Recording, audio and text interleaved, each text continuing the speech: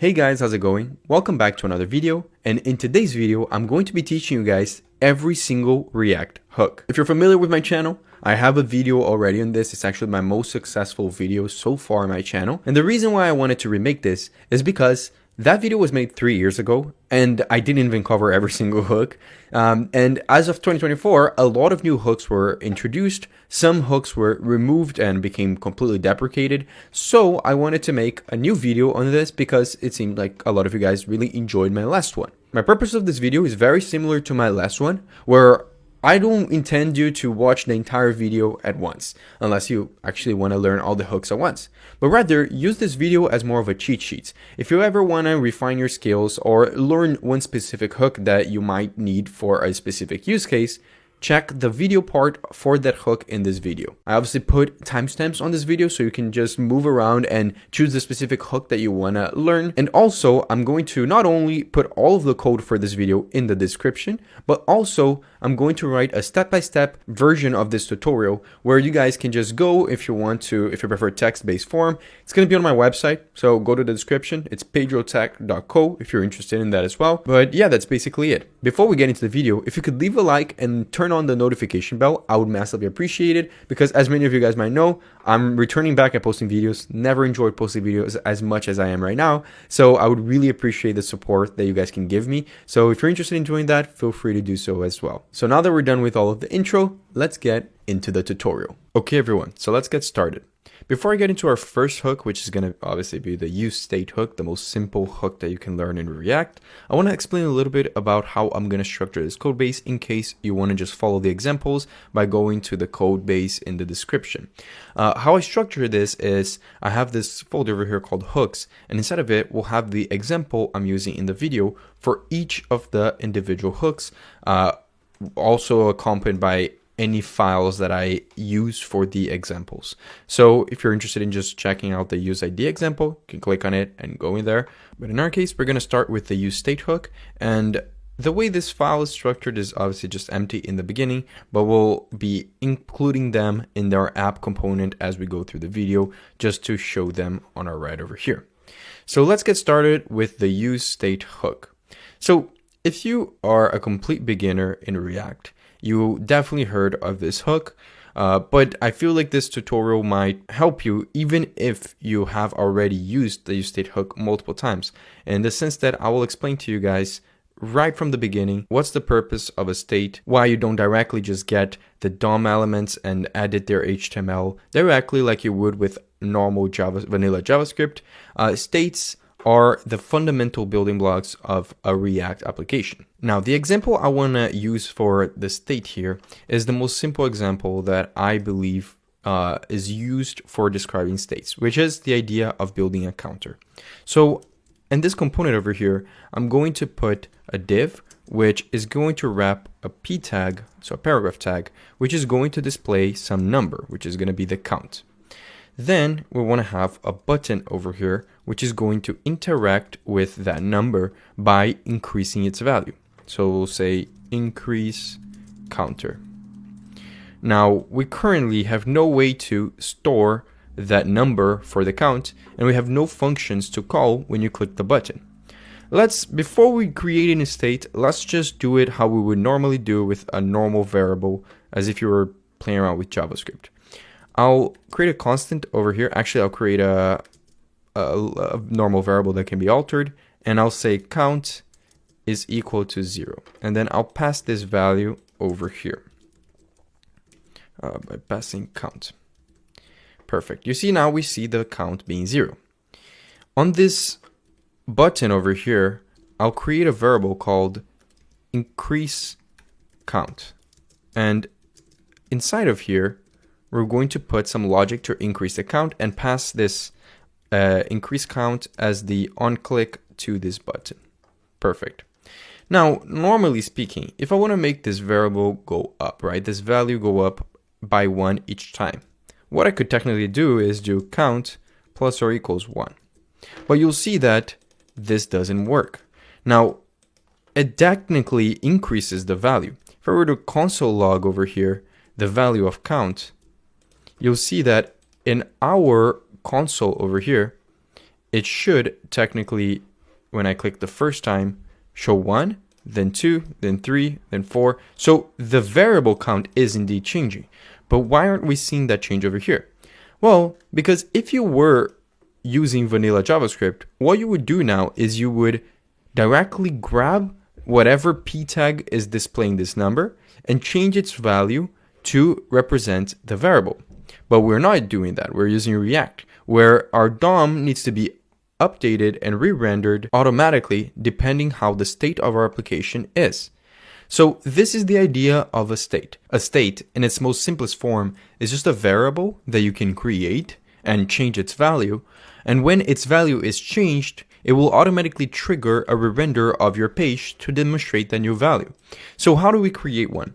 Well, the way you do it is like this. You say const and then set an open and closing square brackets. Then you set it equal to the useState hook. It should automatically import it from React.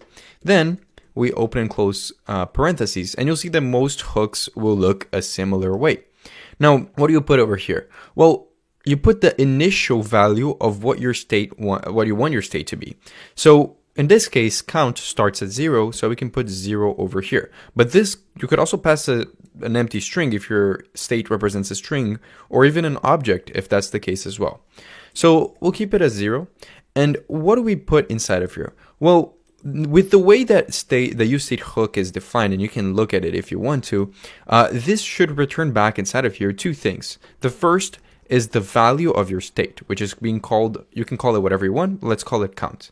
And then it is a function that you can use to alter the state. So we're going to call this set count. Usually it has this notation with set in front and then usually the name of the state. But why do we need a function to change it? Because although this count variable is actually working similar to how it was before when we were using let, you'll see that altering the value of it by just increasing it like this doesn't work, because what you have to do is use this set count function and mutate the value inside of it. So we'll replace this over here and we'll open and close parentheses to call this set count function. Now, what do I mean by mutating this value? Well, this function inside of here, it allows you to have a callback function inside of it. So a function that gives you access to the previous value of the state. So if count is 0 initially, the first time we call this prev value over here will be equal to 0. Now, if we increase it by 1, the next time prev will be equal to 1. So what we return from this function is just the new value of our state with this alteration. So when we call increase count, all we want to do is get the previous value and increase it by 1. If we wanted to decrease it, we could subtract or multiply or do whatever we want with this. But in our case, we want to just add it. And by doing this, we'll ensure that we're altering our state in the correct way and thus making React actually trigger a re-render because it is using the value of that state inside of this component. So you see now, if I keep clicking on this, it will keep increasing. Now, one cool thing that helps you understand more about the React lifecycle is looking at our old console log, this thing over here, right? If we go over here, we see that initially it's supposed to be 0, and we're not console logging initially. We only console log when we click increase count. So we are setting the count to be equal to 1 over here as the first touch of the button, and then we're console logging. So you should assume that when I click on this button, we should see 1 because it increases by 1 and then it shows 1. But you'll see that it's always lagged behind. It seems like it will always be 1 behind, even though it's after the set count. And the reason for that is because we're console logging before the page decides to re-render to show the new state value. And thus, the state actually only changes value after it's done running this increase count function. So keep that in mind.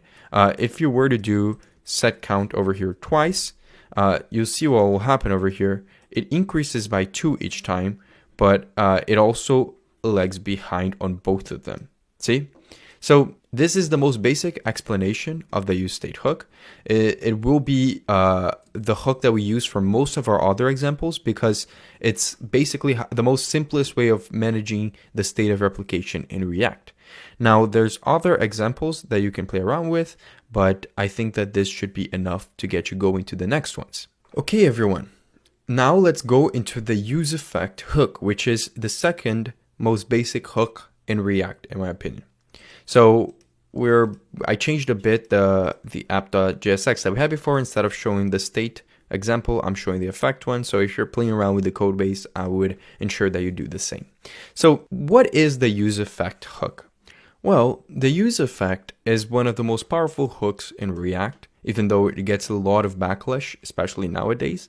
And as a beginner, you will mostly use it for doing stuff like fetching data from an API immediately when your page renders. So what the useEffect hook does is it lets you run code after the component renders, depending on a set of circumstances. So if I had a state, for example, and I wanted to run a function every time that state changes value, I could use a useEffect for that. If I wanted to run a function every time someone goes into my website for the first time or renders this page for the first time, I could use a useEffect for that. Now, how is that going to look like? Well, the example I want to give to you guys is the idea of fetching data from an API immediately when you go inside of the website. Now, I'm going to be using a public API that you guys can access. It is the JSON placeholder API.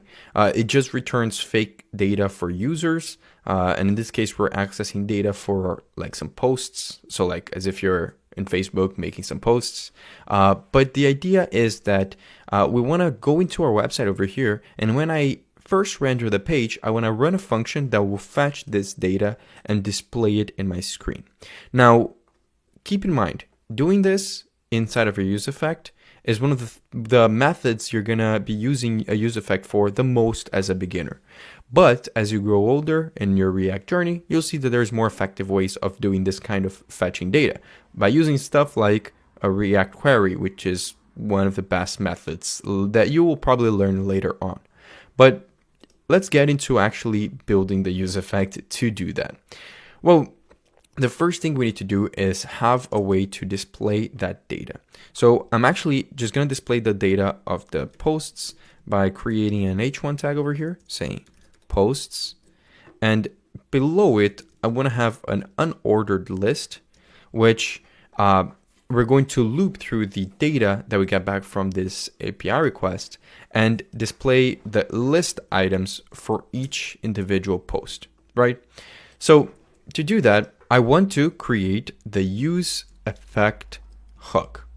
Perfect. You saw it also auto-imported over here. Now, the notation for the useEffect hook is very simple. You call the hook, always obviously inside of your component, never inside of an if statement, just like all the other hooks. And inside of here, you put a callback function that will execute whenever your useEffect is supposed to. So whatever action information you put over here, like console log page rendered, you'll see that it will actually console log over here. It runs twice because of some of the inner workings of React, where it basically runs twice when you're in development, not actually in production, because of React's strict mode. But you can actually disable that. The whole idea is that it should render once. So what I want inside of this useEffect is to be able to fetch some data. But there's one last thing that we have to do to make this useEffect work. After this function definition over here, we have to add something else, which is a dependency list. Now, what is the dependency list? Well, like I said, you can make this useEffect run every time the page renders, right? But the page may render because of multiple things. It might just render once if there's no states inside of a component like we have over here, and you should see that only displaying once, like I said, right? But if I wanted to run this useEffect or this function every time another state changes its value, then I would add that state over here. We'll get to that later on in the video, but there are multiple reasons why you might want to put use of like data over here. You could want to console log every time a state changes its value, and you could put that state as part of the dependency list. But in the case where we only want to run this once when the page renders, we want to keep it empty like this. Now, what we want to do is we want to fetch data from the API, right? So I'm going to come over here and I'm going to say fetch, and I'm going to put the JSON placeholder API link over here. And I'm going to actually use promises in this tutorial. So I'm going to say then I'm going to say, I'm going to grab the response from this .then, and I want to turn that into its JSON format.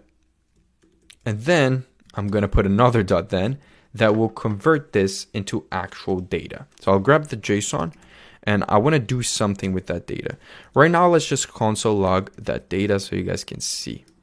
Actually, I need to do JSON, and perfect. Now you should see that we get the console log over here with all of the data from the API. But how do we display it in our component? Well, we need to use what we learned in the previous hook, which is the useState hook, and utilize a state for this, because we want to have a variable in which when its values changed, which means whenever we're done fetching the data, we want to re-render the page to show its value. So I want to come over here and I want to create one state for the data that we get back from the API. So we'll say data and set data. And inside of this useState, we need to put an initial value. So this will return a list of posts. So the initial value for this will be an empty list. Perfect. Now we need to change this to, instead of just console logging the JSON data, I want to set the data state to be equal to whatever list we get from the API. Perfect. Now to display this list over here, we'll delete this list item and add it back again later, but we'll just loop through this data. And for each item in this data, we want to map its value to some sort of JSX. So we'll grab the value of the post, and in this case, we'll create a list item for each of the items. And inside of this list item, you see it already shows the 100 list items that we got, but we haven't actually displayed any data from them. But inside of here, we'll literally just display the title. So I'll say item.title. Now we know it's title because we can see how the JSON data is formatted. It has a title with the actual title of the post, and the actual data updates to show that information. So this is something that we're doing without having to click any buttons, without having to do any actions. It runs when the page renders for the first time. Now, what about that dependency list that we talked about? Well, the best way I think to explain to you guys about this dependency list is to create another use effect that all I wanted to do is just console log the name Pedro. Now, what will this do? Well, I want to console log the name Pedro every time another state changes. Let's create another state over here. Let's call it something in the lines of show Pedro and set show Pedro. This will be a Boolean, so it will start as false, but it doesn't really matter because all we want to do is whenever I click on a specific button, that will actually create over here in the top as the example for you guys.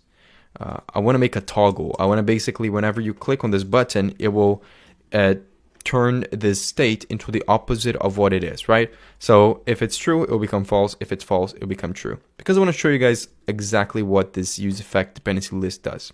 So to do that, we'll just set show Pedro, and we'll do that by setting the value of the set show Pedro equal to the opposite of what it was before. So if it's true, it'll become false. If it's false, it'll become true. Now, let's inspect element over here. We'll see the console, and we'll see that it did console log the word Pedro a couple times. In this case, it does twice.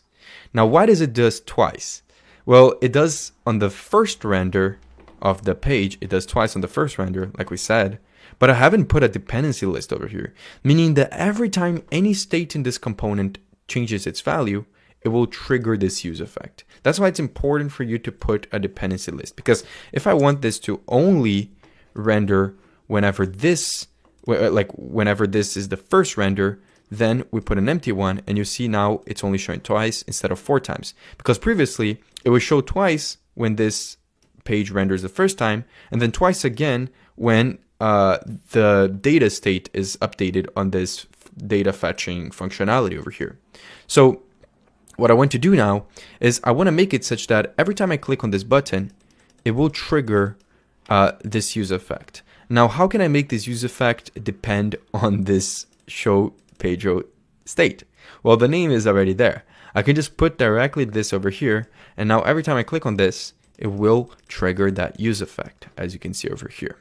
Now, this is the basic idea of how a use effect works. Now, there's another aspect of the use effect which I won't get into this video, which is the idea of subscribing to events, because I think it's a little bit more advanced. But if you are an advanced person who already have experience and wants to understand this, the most basic idea is that you can use use effects to subscribe and clean up from events like connecting to GraphQL subscriptions or connecting to Socket.io, connecting to an event that will consistently happen, maybe even a timeout. And you can then use the use effect to clean up that event. But I won't get into that in this video. I do have a more in-depth tutorial on the use effect if you guys want to check that out. But I think this is all I wanted to cover for this hook. Now let's talk about one of the most important hooks in React, especially when you're starting your journey and you want to learn how to build applications that can actually scale and manage your states, which is the use context hook. Now, to make this example, I actually already built the context example component that we have over here, because I want to showcase you guys the use case of the use context hook by first showing you guys an example of what problem it fixes. So imagine we have this scenario over here where we have this parent component, which is called the context example. And inside of it, it calls 2 child components. So we have one component called child toggle and one component called child display. Now, both of those components do different things. There's a state called isToggle over here, which starts off as false, but depending on its value, it will show this text either off or on.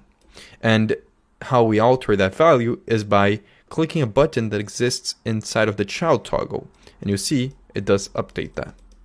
Now, you might have noticed that both components utilize this isToggle and setIsToggle state over here that exists on the parent component.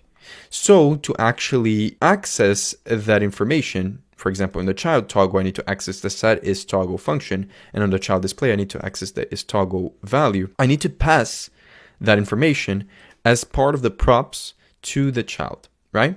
And imagine later on, you might need this information, this state that exists on this parent, on child components inside of this 2 child components. So imagine I have another component over here that would need this isToggle state. So I would have to pass it as prop as well. Now, what this does is it opens your app for some organization issues.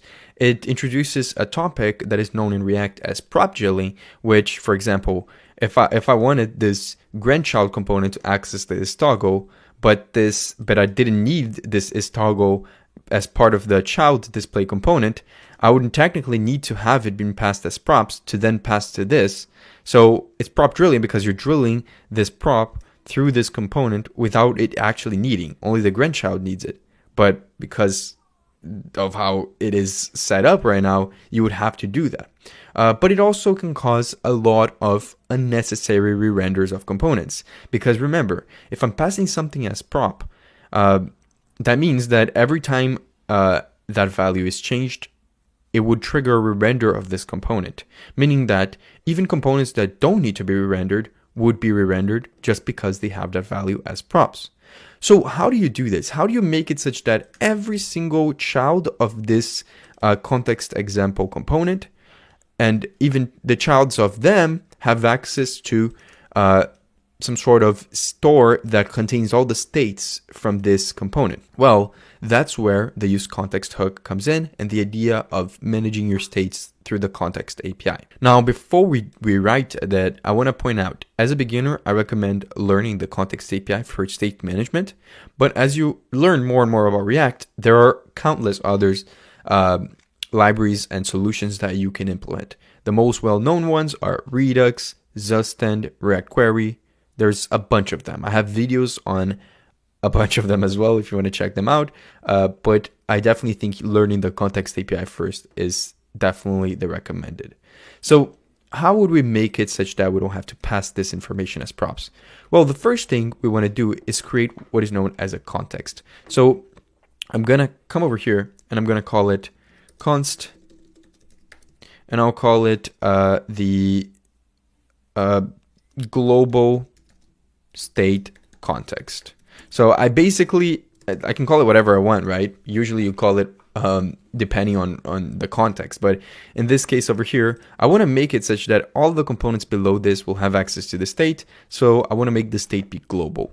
So I'm going to call this create context by using the create context function from React.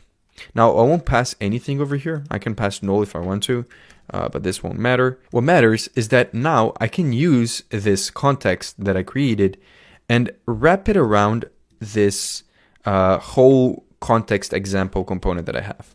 I can pass in the global state context and press dot and make a provider out of it. Now a provider is like you're telling React which components you want to provide this global context to. So everything that exists inside of here will have access to the composition of states that you want to put inside of this context. Now, how do you put the states inside of here? Well, you pass a value to this provider. In our case over here, we only have one thing that we want to pass, which is both the isToggle value and the setIsToggle function. Those are the only two things that we really need. So what I want to create here is an object that will pass these two informations. So I'll pass the isToggle and I'll pass the setIsToggle. But if you had multiple states that you want to have to be accessed globally, you can also include them inside of this object over here. Now, this means that I can just delete both of these props, because what happens is now, I'll also delete it from here, sorry, and from here as well. Because now, if I want to access both the setIsToggle and the isToggle on these two child components, all I have to use is the use context hook, and you will grab values from a context that you provided with. So in the child toggle, I want to grab the setIsToggle function. So I'll say const set it equal to use context, and I'll pass the context that I want to put inside of here. So I want to grab states from this context. That means that I can indeed grab the setIsToggle directly from this use context. I'll do the exact same thing here with the child display, but instead of grabbing the setIsToggle, I'll grab the isToggle. And you'll see that the whole app still works even though I'm not passing anything through props. Now, this is the beauty of using a state manager, because you're able to create states that you can then use in multiple layers of your components. The example we gave before is the same. If I wanted to access this isToggle on a grandchild component that I create and call inside of here, I could technically just call this use context on there as well. And usually I'm making all of these components in one file. Usually you obviously have components in their individual files. So I would have a file for this child toggle and one for this child display. Technically, usually you would export this global state context and just import it into all of those files. And you would put this on the top layer of your components, because everything that is inside of it, everything that this wraps around, will have access to the values that you put over here. So this is the most basic example and explanation of the use context hook that I believe. Now, again, if you want to get more into how to manage states and scale your applications, I would recommend learning more in-depth solutions like the ones I said before. Zustand, React Query, Redux, there's a bunch of them. So yeah, that's basically it for the use context hook. Okay, everyone, we just finished learning the foundational hooks of React. Those three are the ones that I believe are the most beginner ones, the ones that you definitely need to understand. Now we get to a stage where we're learning a bit of the additional ones, where it's not the end of the world if you don't actually learn them. Especially when I'm talking about the use reducer hook. This is probably one of the most underutilized hooks that I've seen from React, and there's multiple reasons for it. It is technically a hook that should be used instead of the use state hook to manage more complex state logic, like when you have multiple related variables or actions. It does use the same pattern as something like Redux, because both of them use the reducer pattern. That's where the name use reducer comes from. And some people live by saying that you need to use the use reducer hook if your app grows beyond a simple app, but as you might hear from a lot of people, it is not technically required. I believe just using states can also be a good thing as well. So the best way to explain this is by putting a situation here in the screen in which we are using a use state. So I brought back the example from the counter app that we made, and I made it a little bit more complex by adding the subtraction as well, which was broken. But you can see it's a very simple counter app where I can add and subtract values, and it will appear over here. Now I could technically add as well more things. I could add a multiply, right? I could add a multiply over here and then make the prev multiply, and you'll see that this would also work. Actually, I'll multiply times 2. I'll double. Sorry about that. Yeah, you can see it works as well. So we have those three actions. Now, this is all being done with the use state, right? You see the use state over here. How would I do something like this using the use reducer? Because remember what I just said, the use reducer is an alternative to the use state for more complex actions. That's why I added an extra action over here. Well, the most simplest way to do that is, first of all, we'll replace this use state with a use reducer. It will automatically import over here at the top, and we'll just place it over here.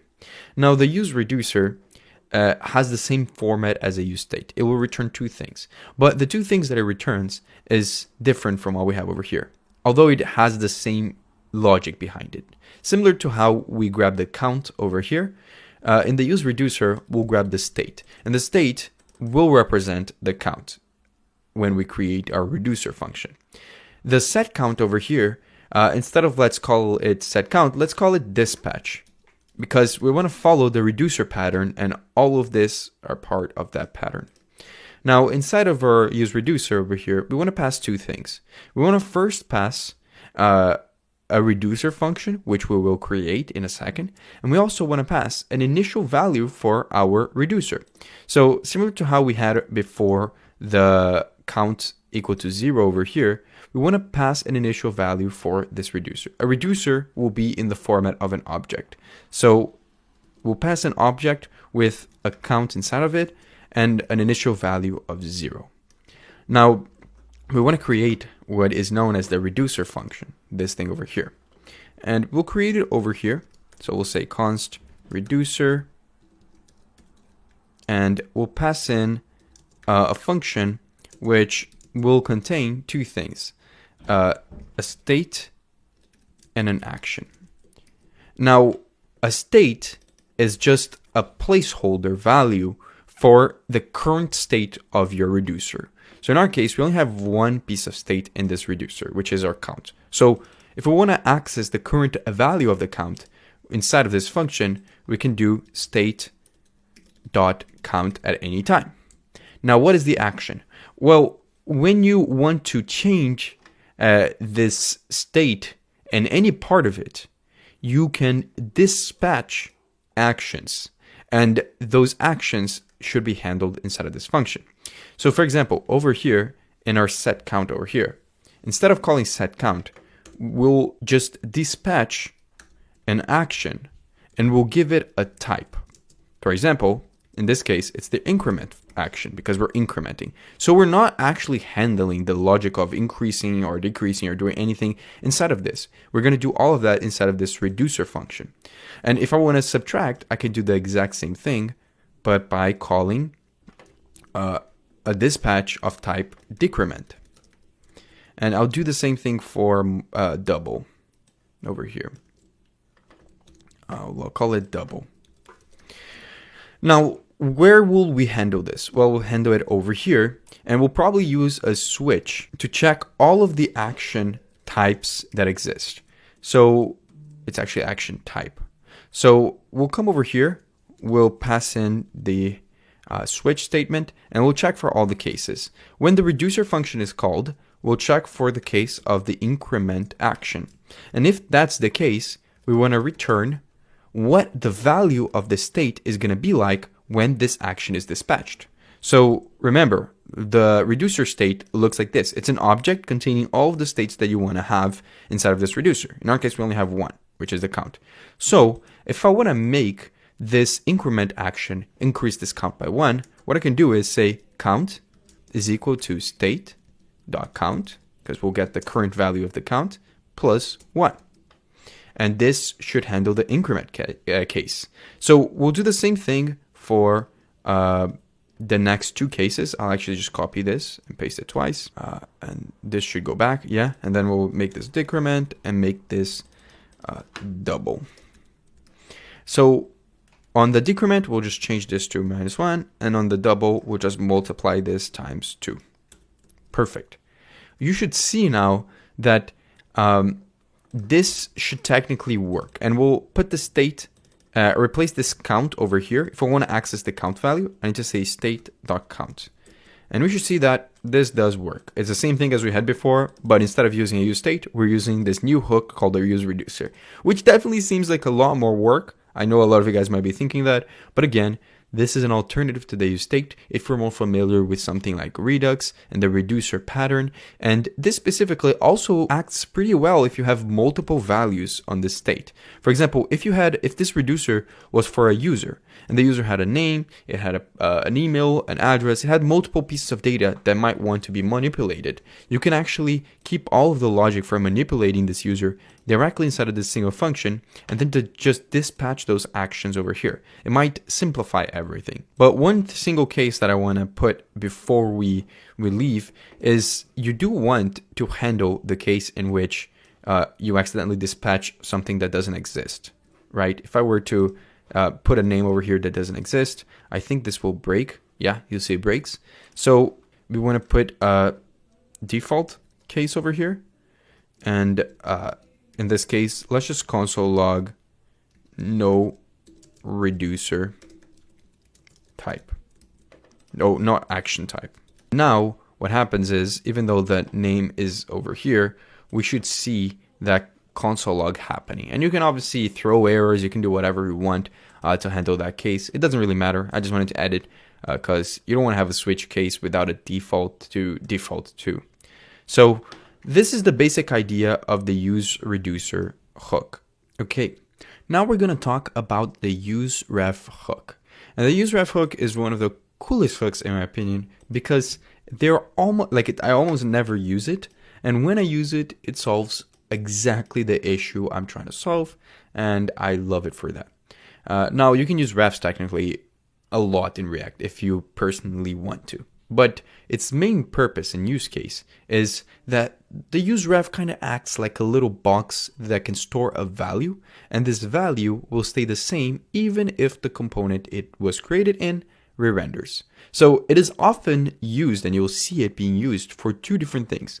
The first one is accessing the DOM elements directly if you ever need to, and we'll get to an example of that. And the second one is keeping a mutable value. So you can technically use the useRef hook to store values of previous of states, but like store the previous values of states, even though it will change due to a re-render. So the ref won't trigger a re-render when it's changed. So we'll see both of those. It's one of the ones where it takes a while for you to get used to it, but it is great to be used, especially when you want to hold values inside of your React application, but you don't want to display those values in your UI. So if you ever have a variable that you want to keep information of, but you don't want its value to change, but you don't want to display in the UI, meaning you don't want its value change to affect the re-render of your component, you could use the useRef hook. So let's start with the first example, which is accessing DOM elements directly, because that one is one of the coolest ones. So the first thing is, if you have an input, and we'll return here just an input with a text, like a type of text. So type text. We should see that input over here, right? Now, if I want to get the current value of this input without using the useState hook, because if you are familiar with states and inputs, you should know that you can indeed keep track of whatever is typed on an input by just changing a state to whatever the value of the input is. But if you want to use a useRef for this, you can do it like this. You can create a reference to this input, let's call it input ref, and then set it equal to the useRef hook. Now, this useRef hook will allow us to make a direct reference to an HTML element. In this case, it will be the input. So we can come over here and set this as the reference by passing in a ref property and then setting it equal to our input ref. Now, if I want, I can create here a button that, let's call it on click. I'll create a function that all it does is just console logs the current value of the input whenever we call this function. To do that, I'll create over here a button right next to this input. So we'll create the button and we'll call it console log. Sorry about that, console log. And we'll pass in this on click to this button. So on click equals to on click. Now, obviously right now, it doesn't matter what's typed over here, it will just console log value. But if I want to grab the current text written on the input, I can access all of the HTML properties of this element in the DOM by using the input ref .current. And this .current allows you to see all of that information from a ref. And the best part is that whenever you update a .current of a ref, which by the way is literally what a ref is an object with a .current inside of it, with a current property inside of it. Whenever you update this current, it won't cause a re-render, and we'll see that. But in this case, if I wanted to console log the value, I can just say input ref .current .value. And you'll see that when I click console log now, it should actually put the information of this input. So it allows you to grab specific things from the DOM. Now, another thing that it helps you do, that is, people love to point this out, is focusing, right? You can call functions that are primitive to the HTML element. For example, if I want to focus on this input, whenever I click on this button, I can just say input ref, actually I will have to delete the console log. I can just say input ref .current .focus. And this is a function that exists in JavaScript. When I click on this, it should focus on this input, as you can see, and I can start typing. So this is the most common example of a useRef. But if you remember, I just said that if I change a value inside of this input ref, it won't trigger a re-render. For example, if I wanted to change the input ref .current .value, right, which we know represents what is currently typed on this input, and I want to change it to the word Pedro, you should see that when I click console log, which right now shouldn't even say that, but when I click this, it will change this thing to actually say Pedro. But if I were to create a use effect over here, right? Remember the use effect? If I were to create a use effect that updates, and it will trigger this function. We're not going to put a dependency list. It will trigger this function every time the page re-renders. And we console log the text page re-rendered. You should see that obviously it console logs initially. Then I'll type this once, and I'll change it to Pedro, even though the UI changed in a way, it didn't trigger a re-render. If you were using a state for this, it would definitely trigger one. So this is the main two use cases of a ref. Another use case is keeping count of the previous state of a state. So the previous value of a state. So I'm gonna show you guys what this means. Let's create a state here and use the example that we've been using throughout this whole tutorial. We'll create a count. So a counter state. We'll start at 0 and we'll call it count and set count. Now let's change this to have a p tag that will display that count, and we'll say just straight up count, and then we'll have this button which, like before, we'll just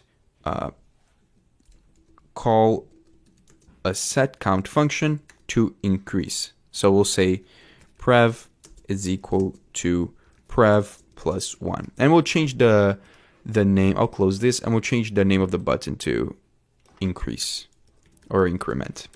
Perfect. So we have this counter example. We've been dealing with this through this whole tutorial, right? Now, what if I want to constantly keep track of the previous value of the count? So whenever count is 11, I want to keep track of what the value of the state was before. Obviously, because of the nature of this specific example, meaning to get to 11, the previous value had to be 10, it's kind of redundant. But states that can have multiple variations of its values, this could be very useful. Now, if I wanted to do that, what I can do is, first of all, set up a use effect that will be called every time the count changes. And we can do that by passing the count to its dependency list. Then what I can do is create a previous count ref. So I'll say const previous count is equal to use ref, and we'll set it initial state to 0 because that's the initial count. Now I want to display that p tag over here as well, and we'll actually put a label to this. We'll say previous count, and we'll put a count to this one. Nice. Now we'll pass in to this value the previous count dot current. Now you might think this is weird because previously the dot current value had stuff to it. It wasn't a number or a string, but now it is a number because we set it to be. We didn't pass this as a reference to a DOM element. We're using it as an actual variable. Now when I click increment, you'll see that the count goes up, but the previous count doesn't because we're not doing anything with it. What we want to do is make it such that whenever the count changes, we want to set the previous count equal, previous count dot current equal to the current count. So you'll see that it will always be equal to the previous version of the count state. So it's a good way for you to remediate how your states are changing and understanding how your app is working without actually causing issues like re-rendering. The best analogy I've heard for the useRef hook is that it's like a sticky note that you can attach to a DOM element or a variable, and you can read and write it, but it doesn't really affect the rest of your component's behavior unless you explicitly use it. So it's one of the most important hooks in React, in my opinion, one of the most underused hooks as well. But at the same time, you start understanding it the more you run into situations in which you need to use it. Okay, everyone. Now let's talk about the use imperative handle hook. It's probably the hook that you'll use the least by far out of all the hooks. If you watch my previous React hooks course, I also mentioned this. And I gave one use case for that, and I believe that's the only use case I ever ran into where I needed to do this, especially because the main pitfall of refs and the use imperative handle hook as a whole is that you shouldn't be overusing refs in your projects. So the use imperative handle hook is only used whenever you are using refs and in a specific use case to it.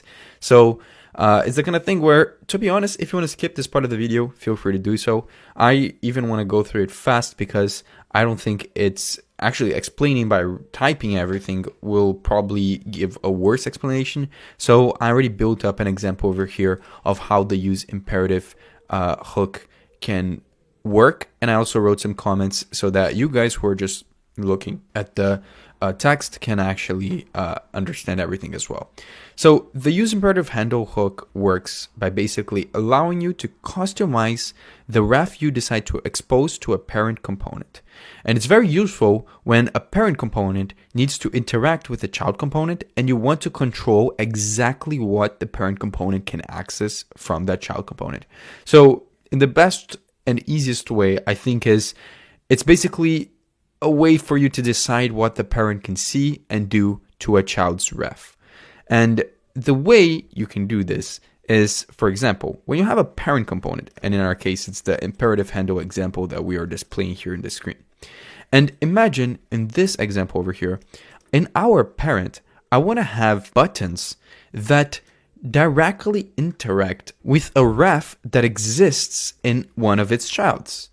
Now, in this example, you have two buttons, right? We have a button to focus on an input and a button to clear an input. And they both work, as you can see. But one thing you might have noticed is that both of the buttons exist on the parent, but the input and the ref that represents the input exist on the child. So how exactly do we do this? Well, normally, if you want to be able to access this, you create the ref over here on the parent component. So we called it the input ref. We used a use ref for it, and we passed it as a ref to our child component. When I create this child component, we have to use something called a forward ref, which I imported over here on the top, and it basically allows you to expose a DOM node or a reference to the parent component. So it's exactly what we want here. We want to have access to some sort of DOM element that exists in this child in our parent. So it's a very specific use case.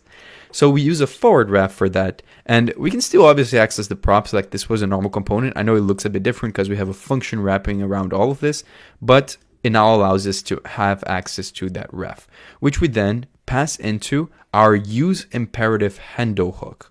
And this use imperative handle takes in that ref and returns back a callback function that needs to return an object.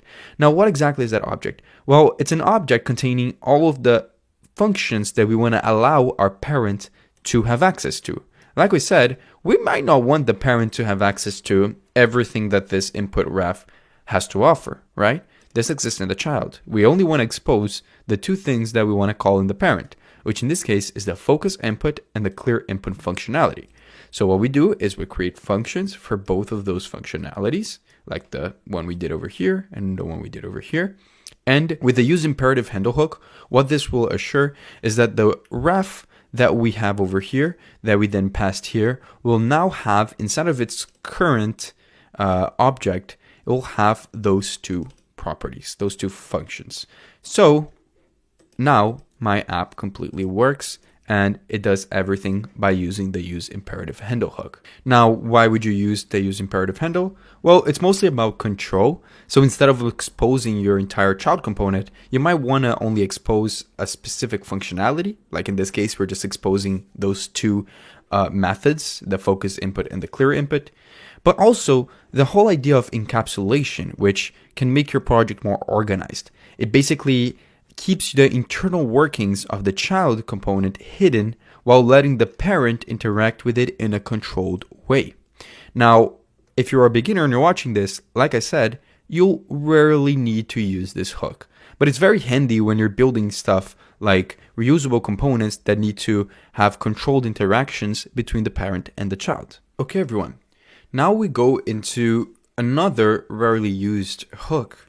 And similar to the previous one, the use imperative handle hook, I already have the example set up over here. However, I will go over each of them because I feel like it would just be a waste of time to actually type everything out when I feel like the explanation would be better if everything is already set up. So, what is the use layout effect? Its name is very similar to the use effect, but there's a layout in the middle. So, what exactly is it?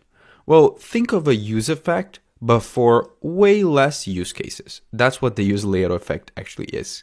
It's basically a version of the use effect that will execute before the browser repaints the screen. So it will execute and run synchronously after all of the DOM mutations that occur, but before all of that UI is painted into the screen of the user. So this means that This use layout effect hook is very useful for tasks that you need to measure or manipulate the DOM immediately after changes, ensuring that the DOM is in its final state before you paint the screen. So in this example we have over here, we have a very simple box, which we basically just typed resize me. It's a box. I painted it blue. I'll actually paint the color of this black so you guys can see the text better, but it's a box that is just said resize me, right? Now, why does it say resize me? Because below the box it says that the width of the box is 154 pixels. So if I change this to 80% width, it should change to a different value. Actually, I'll make it 50. Yeah, I don't know why that happened, but yeah, it should show a different value, like 82 pixels, right? Now, why are we using a use layout effect here instead of a use effect? Because if you look at this, the use effect technically works. But if you notice in this case over here, for a brief second, it didn't actually re-render automatically. We're getting the information for the box width by accessing the DOM element, directly using a useRef for the box. So we create a useRef, we assign it to that div, and we grab the current width of that div from the DOM element. So we do that using a ref, and all of that happens before it actually paints to the screen. But a use effect is called after all of that is already in the screen. So technically, for a brief second, if we refresh this and it's rendering for the first time, if we're using a use effect, it wouldn't have the information accurately for the box width until this ran, and then it set the correct information. So this is all that the use layout effect does. It just runs before the use effect. It runs in that small gap between the DOM existing and having its changes and the UI being painted into the screen. Now, it is good, like I said, for doing stuff like getting sizes or positions for a DOM element. And it's good as well for synchronous DOM updates when you specifically need to update a DOM element and avoid flickering or incorrect measurements. So in this example, if we were using the use effect instead of the use layout effect, this would have to run twice because the page would have to render twice because the use effect would render first without this action, and then it would trigger the set box width because it would get the information, and then it would render again. It would cause a little flicker that we saw. We don't see it anymore because everything is very stable. But if I were to change this, maybe let's put it to 90 again. Yeah, we didn't see it, but imagine in a larger scale project, you should see it. And the use layout effect allows you to have access to that specific part of your component lifecycle. Now, you might be asking, why not always use the use layout effect? Won't there be thousands of situations in which you might want to be doing your changes before you paint to the screen? Well, the official React documentation recommends against it. It basically says that it blocks the browser from painting until it finishes, which can hurt the performance of your application if it's overused. So they specifically recommend that you use the use effect for all other tasks and only use the use layout effect when you need exactly the use case that I mentioned in this example. So if you're a beginner and you're looking to use the use effect for stuff like data fetching, logging, you really don't need synchronous execution, then if that's the case, just stick to the use effect. But if you want to deal with positioning and DOM element widths and sizes, use the use layout effect. Okay, everyone. I'm going to talk very briefly about the next hook that we have over here, the use insertion effect hook.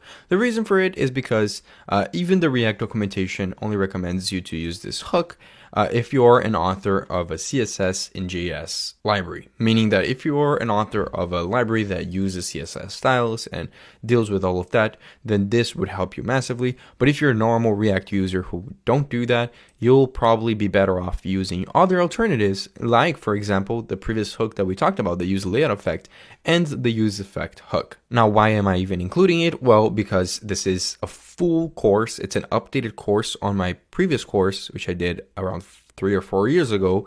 And I want to include everything, including things that I don't think you guys will technically need to use, but if you guys are interested in going to this timestamp of the video and watching this, feel free to do so as well. So what is the insertion effect hook? So the use insertion effect hook is basically, like I said, specialized hook that runs synchronously during the rendering process, but differently from the use layout effect hook, it runs just before the mutations are made to the DOM. So it is designed for cases where you need to insert styles, meaning CSS styles or style tags, like we have in this component over here, into the DOM during rendering to ensure that they're actually applied immediately. So you can see that you'll probably never run into a situation where you need to do something like this, and you will much better off using the other alternatives. But as specified by the React creators, this is primarily intended for CSS and JS libraries, like styled components, one that I personally used a lot in the past. And the reason why they benefit from using this is because they're able to inject critical styles into the DOM before the browser even attempts to paint the UI. So this will avoid situations where a component briefly renders, but without any of the styles, and then it flickers to the component with the styles. So it's similar to the user layout effect in the sense that it will prevent those flickers, but this is specifically talking about styles. So I'm not gonna go too much in detail with this example over here, but we see that we have here a div, and in this example, we're using the use insertion effect hook to style this div, which basically just means setting a color for the text and like setting a background color to blue. But we're doing all of this at a different stage from where we would if we were to just come over here and add a style tag, because we're doing this before the DOM mutations happen. And like I said, this can be very beneficial in some cases. Obviously, we aren't seeing the benefits over here, but you're able to see a specific use case of it. It's very similar to use effect hook. And obviously, in this case over here, we're creating a style document element and appending it to a specific part of our document.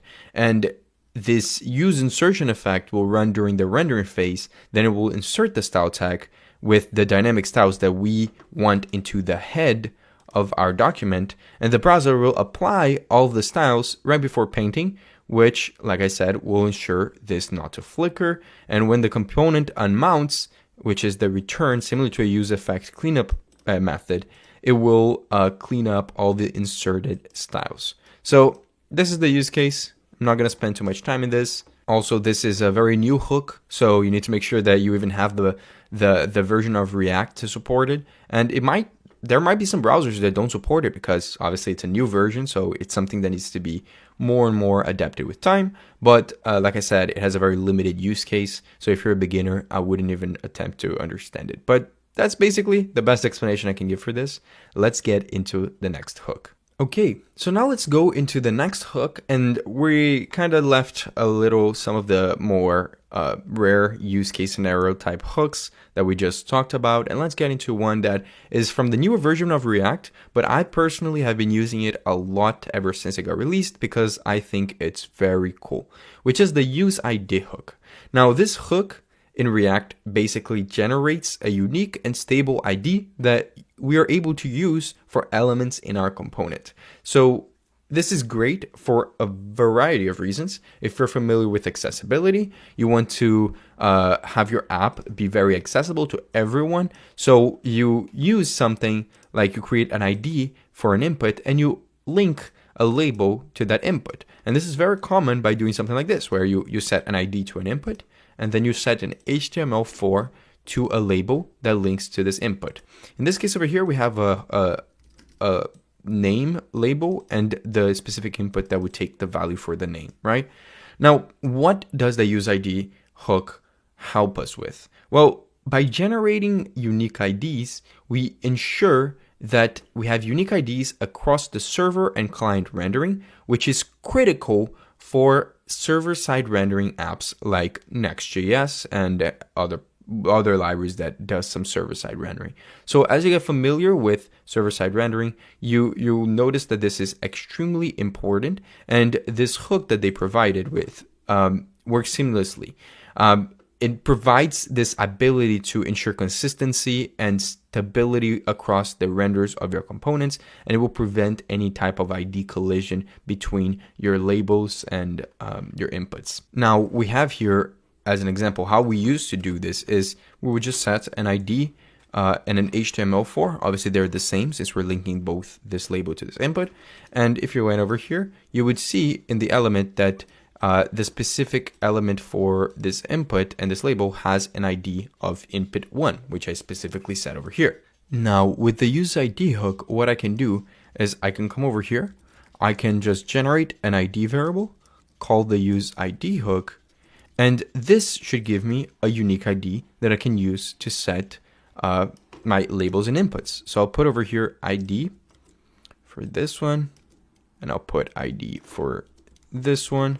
And we should see that now when we refresh this, the ID is a unique one. So it says R1 over here. Now, if I were to have another input and another label, for example, I could have another one over here, and I can just generate another ID and call it something like ID2, and then put the same variables over here. You should see that they do have different values, and also they are unique, right? So they generate different values at every time you render this. But since you're using the same variable, you don't have to handle all of that uniqueness. It will do it all for you. Now, there are a couple things that I would say are best practices. For example, I would say use the useID mostly for labels and inputs, but also for just dynamic elements, like whenever you have a section that might collapse into other elements, or specifically if you want to keep track of different tabs in your website, you might want to use the useID as well. And also, one mistake I see a lot of people doing is when you're inside of a map, where like you're mapping through a list and you're displaying items, and you want to put a key, right? The key property. A lot of people want to just put the ID, but no, use the index or the ID of the key of the mapping function to keep track of those elements. Don't use this useID. It goes against the purpose of this hook. And if you are a beginner watching this, just see it like this. The useID is like a handy name tag maker. That's the best analogy I've seen so far. It just makes it such that each component gets a unique tag, which is the ID, and it makes it really easy to identify and link the elements without worrying about duplicates or conflicts. Now, let's talk a little bit about the use transition hook, which is one of the coolest new hooks that React has to offer. Now, the use transition hook is mainly used in React when you're dealing with a situation in which you need to handle non-urgent updates. That means that if you want to prioritize some sort of update to your component, like for example, when you interact with like when the user interacts with an input or a button, and you want to defer less critical updates so that your app is more smooth, you can use the use transition hook. Now, this can help your user experience a lot because it ensures that user interactions, which are very like important updates, are done quickly or given a response quickly. And some other updates that might require a little bit longer, like for example, filtering data, which is the example we're going to be doing in this component over here, will be put in the background until it's done. Now, what most people use it for is what we're going to be showing here, which is showing a loading spinner while you're doing some sort of hard calculation. So you notice here, what this component is basically, we have here an input, which searches and filters through a list that we generate automatically over here. This list has 10,000 items, and all of the items in the list are basically just the word item and then the number of the item. So what we do here is, as we type on the list, we're able to filter for the specific items that we're writing, right? So for example, if I put one over here, there's only one item with this because there's 10,000 items, but it will automatically filter everything. But it does feel a little bit like not smooth because as I'm typing this and as this list grows, it will indeed need more time to calculate stuff. For example, if I were to put another 0 over here and I were to continue typing this, it's still smooth, but if I were to add more and more, right, this would get pretty tough. It can even break, as you can see. It just broke my app. Let me go back. But yeah, calculations do get expensive, especially when you to your memory. So the thing is, whenever it's loading a calculation, you want to show the user some sort of immediate update to notify them that something is happening, like for example, showing a loading spinner whilst you do the calculations. So you're basically prioritizing an update to your UI, which is the loading spinner, while putting the update of showing the new filtered items to the background. Now, how you do that is with the use transition hook. So what do we do in this case? Well, we'll come over here at the top and we'll call the use transition hook like this. And it will give us back two things. One is the transition pending? And the other one is, well, this is a function to start the transition. Now the is pending is what we want for our UI, because I'll come over here and I'll just say, okay, is the transition pending? Because if it is, I want to show a little p tag that says loading. So it's a little loading screen for us. Now, how will it know what transition is in progress? Well, we'll wrap around the expensive filtering over here and use the start transition, and then just pass all of this information as a callback function. So we'll do this, we'll save it, and now the use transition hook will know what is the expensive calculation, and when it's done, it will set the is pending to false. So we'll see, as I'm typing, you'll start seeing the loading screen. So I'll say item, and you saw that for a second, it prioritized showing the loading like text before showing the actual filtered items. Because if I wasn't doing this and I wasn't using the use transition hook, it would just show me whenever it was ready. But in this case, it will show a loading screen, and it will continuously show whenever it requires time to load stuff, which at the end it doesn't require that much. But in the first time you type item, it does require, because it's looking through everything, right? So this is the basic example of why you might want to use the use transition hook. I use it a good amount. It keeps interactions with the users pretty smooth. It avoids UI freezing during like expensive updates, and it overall just improves the user experience because it shows loading states when usually previously I couldn't show loading states, or at least I didn't used to, because I obviously use loading states when I'm fetching data from an API. But with something like this, where I'm filtering data and doing everything on my code, I don't really have alternatives other than this, or I didn't used to. So I do think it's great, especially for situations like filtering, which is the most common use case I've seen. Now, if you're a beginner and you're watching this, I would say that the easiest analogy to understand the use transition hook is that it allows you to put less attention to the important work, which is in this case filtering the items because it takes longer, and put immediate attention to an easier thing to just show to the user, so that users get immediately happy with what they're seeing. They're seeing something happening, they're seeing the loading screen, while the complex and hard thing is being done in the background. So I personally think it's especially useful for improving performance and improving user experience in large or complex apps. Now let's go over the use deferred value hook. This hook is extremely similar to the previous hook we just explained, the use transition hook, but it has some minor differences that completely change the use case of it. We're going to be using the same code example as before because I feel like it will help explain the difference between them. But in its core, the use deferred value hook, it helps you delay updating a value until the app has time to process it.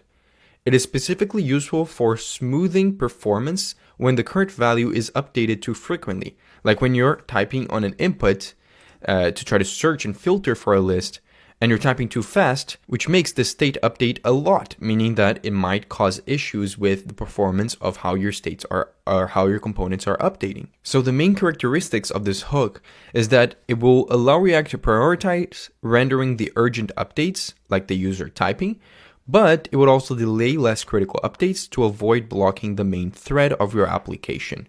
And the best part is that it doesn't require any manual logic, like using the use transition hook, where you had to specify where in your app you wanted to start the transition.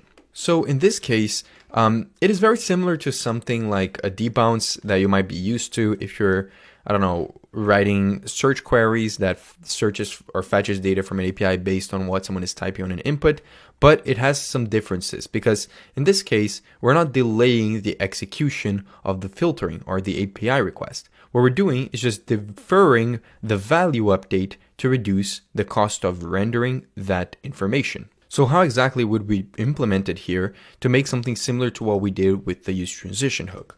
Well, what we would do is we would say use deferred value over here in the top. And then we obviously have right here an input and we have a query variable, right? It represents what we're searching here. So we'll put 2, 3, this goes to the query state. And then we have this items list is the same one as before. And then we filter the list.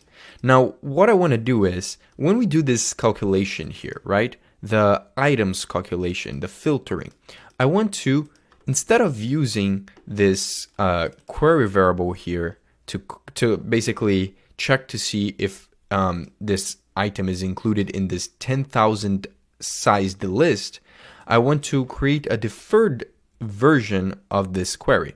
I'll say deferred query, and I'll set it equal to the use deferred value hook and pass in the query. I'll defer this value exactly for the reason of having smoother performance, because now if I use this defer query over here, it should already be working. Now we obviously don't see it directly. We can also get the loading spinner like we had before, because now we have two pieces of information. We have the query and we have the deferred query. And we know that the loading screen will only be the case, it's only loading the data if the query is not equal to that deferred version of the query, the one that is waiting to be done with the calculation until it's set. So we can just ask if query is not equal to deferred query, then we can show a loading screen. So we'll say a p tag and then loading. And again, this is crucial for when you're dealing with complex operations that would benefit from reducing the cost of rendering. And it's mostly with like something like typing fast, like I'm trying to do right here, but it will actually not make you run into issues where it's taking a lot of time to filter through that list. Now, you might still be wondering, how is this different from the use transition hook? Well, it differs in what it does, when to use, and how it works. Because what it does is it defers a value from propagating immediately, when the use transition hook, on the other hand, defers the state to update or render some sort of task. And then on the part of when to use, you would probably use the use defer hook whenever you're working with frequently changing values, like this input. And it just happens that the example I used for the use transition also involved typing on inputs, but the use transition is mostly used when you specifically need to render heavy UI or updating a specific state. And finally, the way you use it is different, because this will automatically delay the value.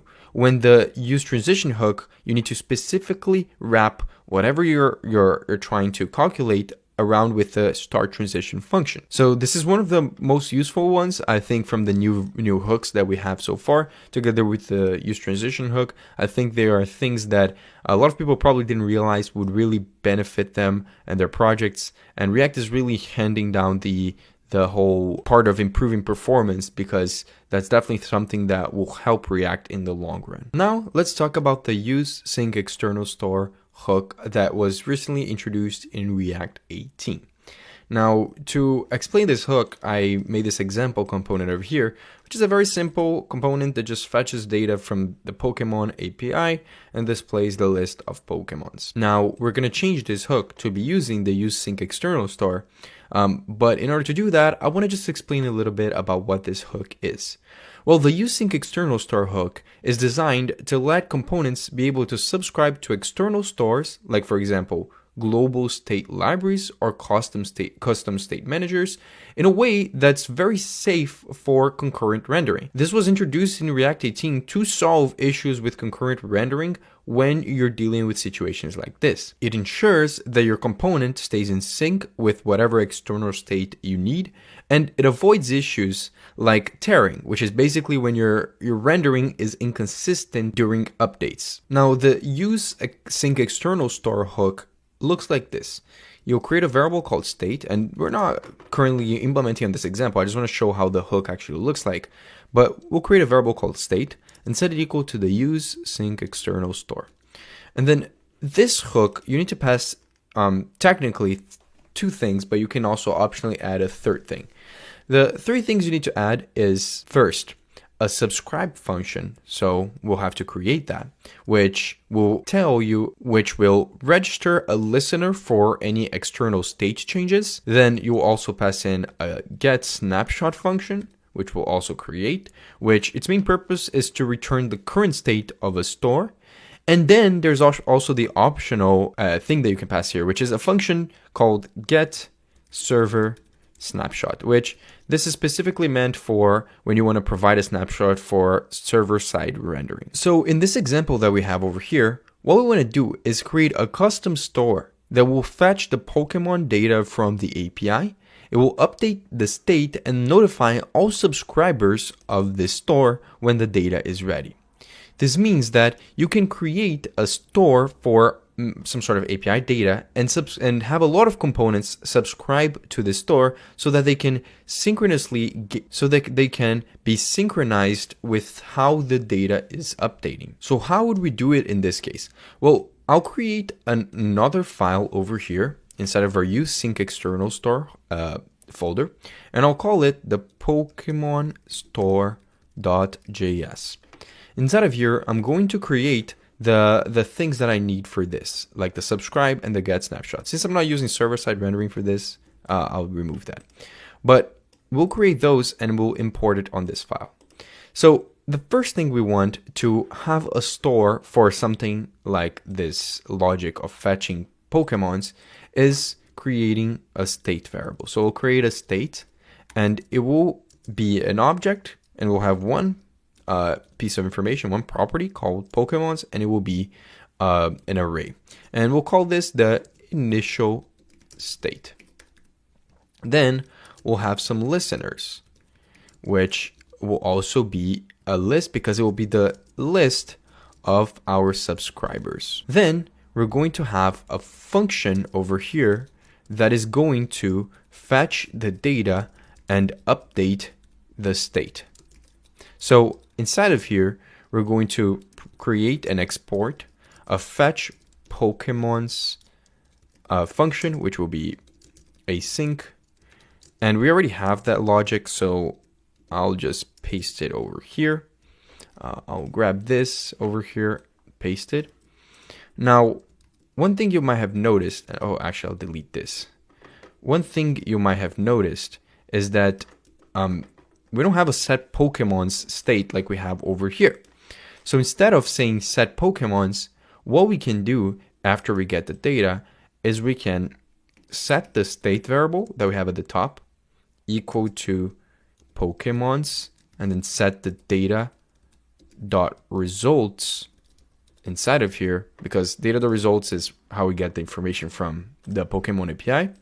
And then we can use that listeners array to loop through each of the listeners, so every single component that is subscribed to this, and we'll call a function called listener, like this. And then we'll go through the listeners array, which contains all of the components that are subscribed to this store, and we'll grab each listener. React will automatically set this callback function to have this listener function, which we can then call. So React does this for us. And then this will notify all of the subscribers. And then down here, we're going to just create a variable called the get state. It's a getter for this state, the state of our store. And we'll also have to create the subscribe function. So I'll say subscribe is equal to listener, because this will be passed by the useSync external store hook as well. And inside of here, we'll grab the listeners array. So if I want to subscribe a component to this, I'll just grab that array and push the listener that we're connecting through the hook. And then when we finish this, we also want to clean this up and return back function where I said listeners is equal to listeners.filter, and we'll just filter out if the listener is already there. So I'll say L is not equal to listener. This is just some logic to keep it. I know it's a bit confusing, I recognize that, but this is a very common pattern that you might see when creating a store like this. And it makes it very easy because now we can remove all of this logic from here directly. And in this sync external store, we can grab the subscribe function from that file. We can also get the get state function, or the function, the getter that we created from this file as well. Now we'll delete this state. We don't even need a state anymore because this will handle everything for us. Inside of this, we'll get back a state object, which we know has the Pokemons inside of it. And we do need to fetch the Pokemons. So we have created this fetch Pokemons function. So I'll just call it, actually I'll call it over here, the fetch Pokemons function. And we'll just have a normal use effect that we'll call it on the first render. So we'll just call it over here, and I'll put the dependency list as empty. And you'll see that this does work and it handles everything for us. Now the great thing about this is that any other component that needs to access this data now can just use the use sync external star hook and handle all of this automatically without having to write all of this logic every single time. Now this is great. I haven't personally used it that much since it got released, but it's great because it keeps state management separate from component logic. It also ensures that your component is always in sync with the store, even if you're in the situation of concurrent rendering mode. And I think it's a pretty simple structure when you get used to it. Now, one thing you might be questioning yourself is, why didn't we just do all of this logic inside of a context and then use the use context hook to grab that data? Well, there's a couple of things that differ between doing that and using the use sync external store. I think it mainly differs on purpose, performance, and reactivity. So talking about the purpose, the use sync external store, like I said, the purpose of it is just syncing React components with some sort of external store. Whilst the use context hook and creating a context, its main purpose is something else. It's sharing state and data across a component tree. Now you can indeed do something similar using either of those. But where it comes very different is the performance, because with the use sync external store, it's specifically optimized for React concurrent rendering and it will avoid unnecessary re-renders. Whilst the use context, every single component that is consuming the context will re-render when the context value will change, which in some cases might cause performance issues. Now, the last thing is reactivity, because the use sync external store components only update when the store changes, whilst in the use context hook, the context triggers updates for all of its consumers, even if some of them don't need change, which goes hand to hand with what I just said about performance. And I feel like in situations where you're just sharing static or infrequently changing data across some components, maybe some global states like the theme of your website, or if the user is authenticated or not, maybe use a global context. But in this case over here, if you're syncing with global state libraries like Redux, or you're using external state sources, something like the sync external store might be good for you. Thank you so much everyone for watching this video. This was a lot of work and I would really appreciate if you guys could leave a like and turn the notification bell on, because that would tell YouTube that you want to watch more videos like mine. And if you enjoyed this one, you'll probably enjoy the next ones I'm gonna post as well. Again, don't forget to check out my links that are gonna be in the description, especially my website, which is gonna contain a text-based version of this tutorial so that you can later on reference if you ever need to. Again, thank you so much for watching this video, and I see you guys next time.